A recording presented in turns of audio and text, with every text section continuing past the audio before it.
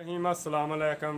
मैं मेज़बान आपका गुलाम मुर्तज़ा तुसी वेख रहे मुर्तज़ा टीवी अज थोड़े वास्ते लैके आए एक तीजन मैनू किन्ना भी सफ़र करना पे मैं करना दोस्तों लिए क्योंकि अच्छी तो अच्छी मेरा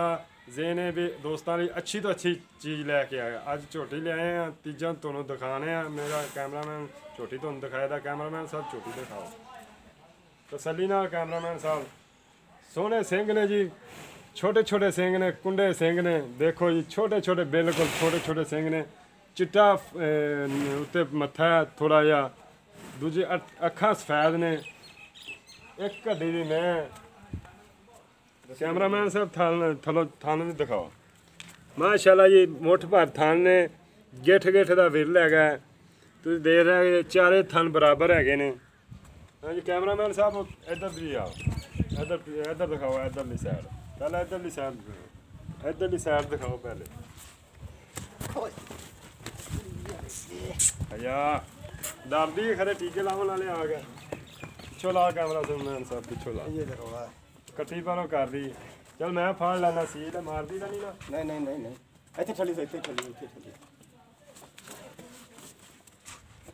खोर चिट्टे ने जी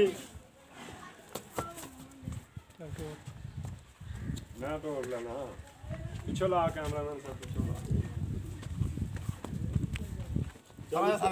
माशाल्लाह चंगा पुट्ठा थोड़ी जी पूछ थोड़ी जी लंडी हैगी है ये पूछांगे मालक तो इहदा की हिसाब किताब है दूजियां गल्लां सारियां मालक कोलों पूछांगे की हिसाब किताब है किदों दी सूई है किनमें सूबे सारियां गल्लां मालक कोलों पूछांगे कैमरामैन साहब तसल्ली हो गई है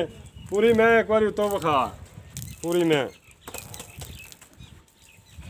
दूजियां गल्लां करने मालक अस्सलाम वालेकुम जी कैमरामैन साहब जी की हाल चाल है ठीक ठाक भाई की नाम है तुहाडा ममन नवाज जी ममन नवाज साहब ये घर दी है कि मुੱਲ ਲਿਆਂਦੀ है मुੱਲ ਲਿਆਂਦੀ ਕਰ ਕੁਰ ਦੀ ਨਹੀਂ ਕੂੜ ਨਹੀਂ ਮਾਰਨਾ ਮੁੱਲ ਲਿਆਂਦੀ है ਮੁੱਲ ਇਹ ਕਿੰਨੇ ਸੂਬੇ ਹੋਏਗੀ ਤੀਸਰਾ ਸੂਣਾ ਇਹਨੇ ਜੀ ਤੀਜਾ ਸੂਬਾ ਹੁਣ ਸੋਣਾ ਹਾਂਜੀ। ਪੱਕੀ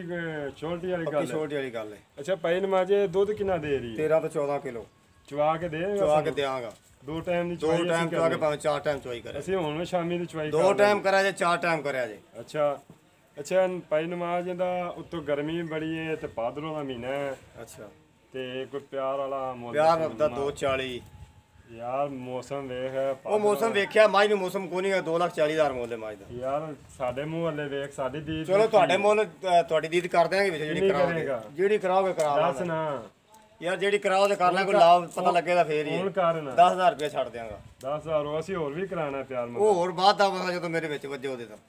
ਠੀਕ ਹੈ ਭਾਈਆਂ ਨੇ 2,40,000 ਰੁਪਏ ਨੇ ਕਿਹਾ ਸੀ ਤੇ ਮੈਂ ਕਿਹਾ ਪਿਆਰ ਮੁਹੱਬਤ ਕਰੋ 2,30 ਤੇ ਆ ਗਿਆ ਆਂਦਾ ਹੋਰ ਵੀ ਪਿਆਰ ਮੁਹੱਬਤ ਕਰ ਲਾਂਗੇ ਜਿਸ ਭਰਾ ਨੂੰ ਮੇਰੇ ਨੂੰ ਪਸੰਦ ਹੋਵੇ ਮੇਰੇ ਨਾਲ ਰਾਬਤਾ ਕਰ ਸਕਦਾ ਹੈ ਮੇਰਾ ਫੋਨ ਨੰਬਰ ਵੀ ਇਹ ਹੋਏ WhatsApp ਨੰਬਰ ਵੀ ਹੈ ਤੇ ਦੂਜੀ ਗੱਲ ਇਹ ਹਰ ਚੰਗੀ ਤੋਂ ਚੰਗੀ ਇਨਸ਼ਾਅੱਲਾ ਤੁਹਾਡੇ ਲਈ ਵੀਡੀਓ ਲੈ ਕੇ ਆਵਾਂਗੇ ਤੇ ਮਿਲਨੇ ਆ ਅਗਲੀ ਵੀਡੀਓ ਤੇ ਪਾਕਿਸਤਾਨ ਤੇ ਜ਼ਿੰਦਾਬਾਦ।